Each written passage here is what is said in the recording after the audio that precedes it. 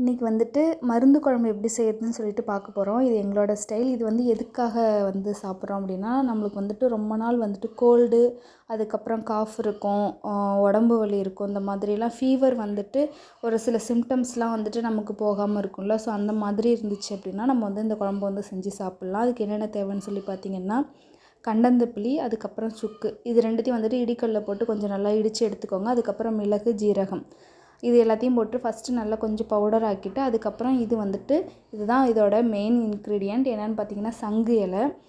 இதுதான் வந்துட்டு சளிக்கு வந்துட்டு ரொம்ப ரொம்ப நல்லது. இதில் வந்துட்டு முள் நிறையா இருக்கும். அது எல்லாத்தையுமே நம்ம வந்து க்ளீன் பண்ணி எடுத்துக்கணும். ஸோ இது எல்லாத்தையும் போட்டு நல்லா ஃபைன் பேஸ்ட்டாக வந்து அரைச்சி தனியாக எடுத்து வச்சுக்கோங்க.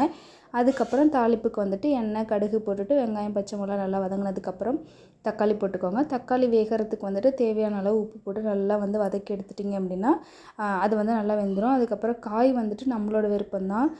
கத்திரிக்காய் போடலாம், அதுக்கப்புறமா வந்துட்டு முருங்கைக்காய், இது கூடவே கருவாடு வந்து போட்டுக்கலாம். அப்படி இல்லைனா வந்துட்டு வெறும் சிக்கன் மட்டும் போட்டு சிக்கன் கிரேவி மாதிரி வந்து செய்யலாம்.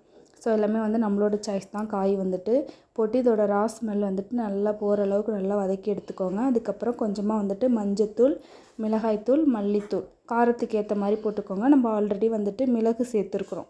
ஸோ இது எல்லாத்தையுமே வந்துட்டு நல்லா கொதிக்க வச்சுட்டு தேவையான அளவு நல்லா தண்ணி விட்டு கொதிக்க வச்சுருங்க. அதுக்கப்புறம் வந்துட்டு புளி தண்ணி வந்து ஊற்றணும். ஸோ இதெல்லாம் ஊற்றி கொதிக்க வச்சு எடுத்திங்கன்னா சூப்பரான மருந்து குழம்பு ரெடி.